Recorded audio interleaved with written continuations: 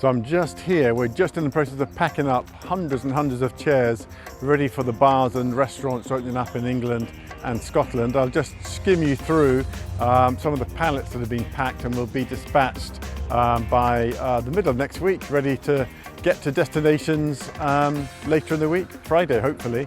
So you can see some of our James Leonard chairs there, just over there. Customers bought 25 of those. Let's have a look, see what else we've got. We've got some old school lab chairs just there, and then just over here some more chairs to pack up, and then we've got some of these slightly reclining steel frame chairs with a Hessian seat.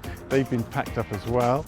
And then over here we've got some tables, and just down over my shoulder there, and some fire buckets that are heading down to Dorset.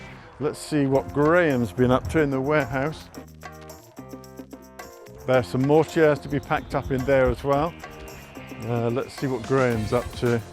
We'll just have a quick peek.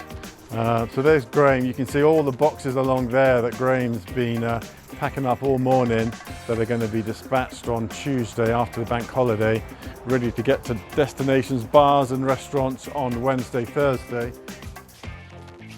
So there we go.